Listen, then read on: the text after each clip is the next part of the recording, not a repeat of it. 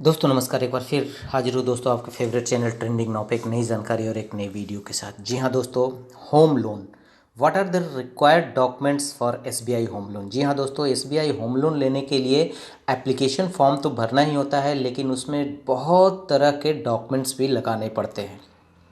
तो आज हम इस वीडियो के माध्यम से आपको बताएंगे कि सर्विंग पर्सनल के लिए, यानी जो आदमी नौकरी पेशा लोग हैं, जो गैर नौकरी पेशा लोग हैं, और इसके अलावा एनआरआई लोगों के लिए भी क्या क्या डॉक्यूमेंट्स लगाने पड़ते हैं एप्लीकेशन के साथ एसबीआई होम लोन के लिए, इस वीडियो में हम आपको आज पूरी जानकारी देंगे।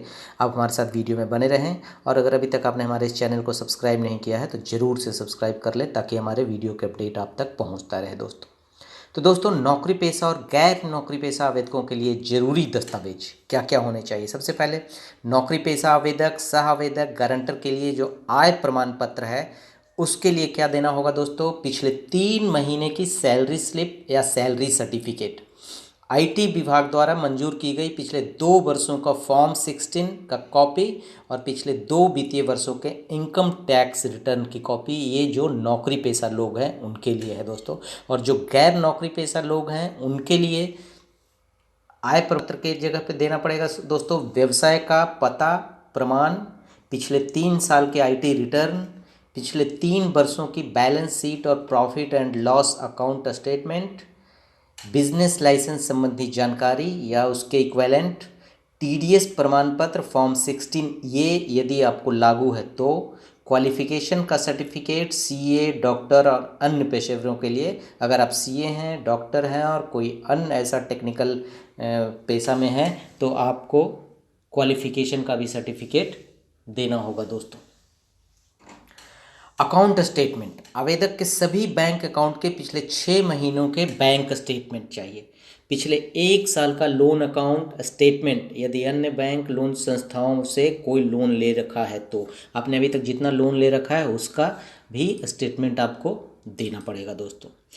प्रॉपर्टी के कागजात, प्रॉपर्टी के कागजात के लिए दोस्तों घर बनाने की अनुमति जहां लागू हो वहां के लिए परमिशन सर्टिफिकेट, बेचने के लिए रजिस्टर्ड एग्रीमेंट, ये केवल महाराष्ट्र स्टेट के लिए है दोस्तों, बेचने के लिए stamp agreement, allotment letter, occupancy certificate, share certificate, ये भी केवल महाराष्ट्र के लिए है दोस्तों, मेंटेनेंस बिल, बिजली bill, property tax receipt, approved plan की कॉपी, जीरोक्स ब्लूप्रिंट और बिल्डर के रजिस्टर्ड डेवलपमेंट एग्रीमेंट की कॉपी, कन्वेंस एग्रीमेंट नए प्रॉपर्टी के लिए, बिल्डर सेलर को किए गए भुगतानों की रसीद या बैंक अकाउंट स्टेटमेंट।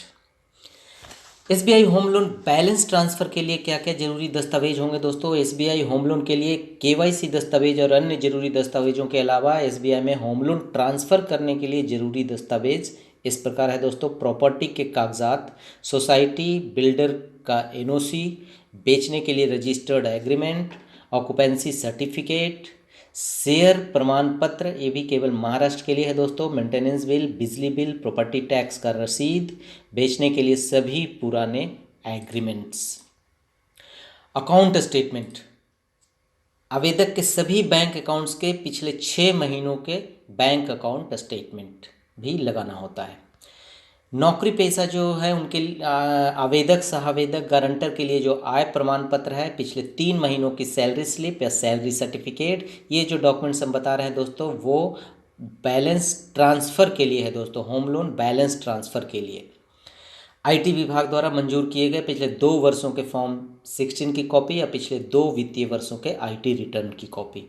गैर नौकरी पेशा जो आवेदक हैं, सह आवेदक हैं, गारंटर के लिए आय प्रमाण पत्र में है दोस्तों व्यवसाय का पता, पिछले 3 वर्षों के आईटी रिटर्न, पिछले 3 वर्षों की बैलेंस शीट और लाभ और हानि का अकाउंट स्टेटमेंट, बिजनेस लाइसेंस संबंधी जानकारी, टीडीएस सर्टिफिकेट फॉर्म 16A यदि आप पे लागू होता है तो, और क्वालिफिकेशन सर्टिफिकेट अगर आप सीए, डॉक्टर और अन्य पेशेवर टेक्निकल डिग्री है आपके पास तो। अन्य बैंक से अगर दस्तावेज क्या लेना है दोस्तों, बैंक में रखे गए मूल दस्तावेजों की लिस्ट, पिछले 1 वर्ष का loan account statement, sanction letter, अंतरिम अवधि सिक्योरिटी। अब हम देखते हैं दोस्तों एनआरआई और पीआईओ आवेदकों के लिए एसबीआई होम लोन दस्तावेज क्या क्या चाहिए दोस्तों। जो सामान्य दस्तावेज हैं, पासपोर्ट और वीज़ा की कॉपी, विदेश में वर्तमान पते का प्रमाण, continuous discharge certificate CDC, merchant navy में कार्यरत आवेदकों के लिए, अगर आप नेवी में हैं तो उसके लिए CDC सर्टिफिकेट चाहिए। भारत सरकार द्वारा जारी किया गया PIO कार्ड, PIO के मामले में दस्तावेजों का वेरिफिकेशन FO, रिप्रेजेंटेटिव ऑफिस, भारतीय दूतावास या कॉमर्शियल दूतावास या ओवरसीज नोटरी पब्लिक या भारत में स्थित सोर्सिंग आउटफिट्स के अधिकारी द्वारा किया जा सकता है। अकाउंट का स्टेटमेंट देना होगा, पिछले 6 महीनों के ओवरसीज अकाउंट की जानकारी जिससे सैलरी की जानकारी मिलती हो, सेविंग्स और भारतीय अकाउंट की भी जानकारी अगर कोई है तो, पिछले 1 वर्ष का लोन अकाउंट स्टेटमेंट यदि अन्य बैंक लोन संस्थाओं में से कोई लोन ले रखा हो तो। नौकरी पेशा आवेदक के लिए आय प्रमाण पत्र चाहिए दोस्तों। उसमें वर्क परमिट, एम्प्लॉयमेंट कॉन्ट्रैक्ट का अंग्रेजी अनुवाद यदि ये वह किसी अन्य भाषा में है, जो कंपनी, कॉमर्शियल दूतावास, हमारे विदेशी कार्यालय दूतावास से विधिवत वेरीफाई किया हुआ होना चाहिए। पिछले 3 महीने की सैलरी स्लिप, पिछले 6 महीने का बैंक स्टेटमेंट, वर्तमान कंपनी नियोक्ता द्वारा जारी किए गए पहचान पत्र की कॉपी और हाल ही का सैलरी सर्टिफिकेट और सैलरी स्लिप भी देना होगा। मर्चेंट नेवी के कर्मचारी और मध्य पूर्व के देशों में स्थित NRI PIO को छोड़कर पिछले साल की व्यक्तिगत टैक्स रिटर्न की कॉपी भी लगानी होगी।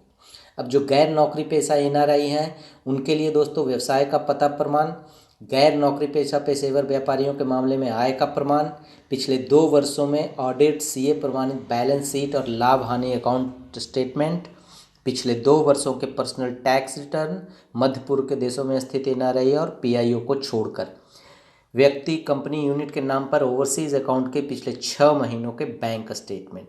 और इनको प्रॉपर्टी के क्या कागजात देने होंगे दोस्तों?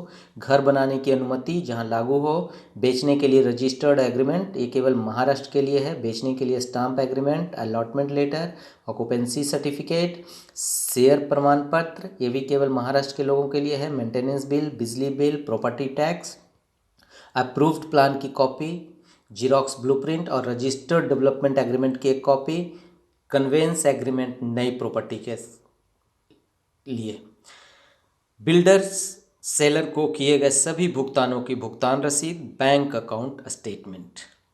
अब हम देखते हैं दोस्तों SBI रियल्टी होम लोन के लिए क्या क्या जरूरी दस्तावेज चाहिए। सामान्य दस्तावेज में गैर नौकरी पेशा व्यक्तियों के लिए व्यावसायिक पते का प्रमाण, पिछले 6 महीनों के बैंक अकाउंट स्टेटमेंट, पासबुक, वर्तमान बैंकरों से signature identification, personal assets and liabilities statement. और गारंटर के लिए, जहां गारंटर जरूरी है उनके लिए भी डॉक्यूमेंट्स है दोस्तों, personal assets and liabilities statement, 2 passport size photographs, पहचान पत्र, निवास प्रमाण पत्र, व्यवसाय का पता प्रमाण पत्र, अपने वर्तमान बैंकरों से सिग्नेचर आइडेंटिफिकेशन। इसके अतिरिक्त जो दस्तावेज है दोस्तों नौकरी पेशा व्यक्ति के लिए, कंपनी से प्राप्त ओरिजिनल सैलरी सर्टिफिकेट, पिछले 2 सालों की IT रिटर्न की कॉपी, फॉर्म 16 के साथ TDS सर्टिफिकेट। पेशेवर गैर नौकरी पेशा अन्य IT आकलन के लिए 3 साल का IT रिटर्न, असेसमेंट ऑर्डर की कॉपी, एडवांस इनकम टैक्स के भुगतान का सबूत देने वाले चालान की कॉपी, सभी दस्तावेज सेल्फ अटेस्टेड होने चाहिए। और ये जो दस्तावेज हमने बताया दोस्तों, ये फॉर्म के साथ आपको संलग्न करके आपको उस SBI में जमा करना होगा दोस्तों। तो ये डॉक्यूमेंट्स थे दोस्तों जो required documents for SBI home loan. धन्यवाद।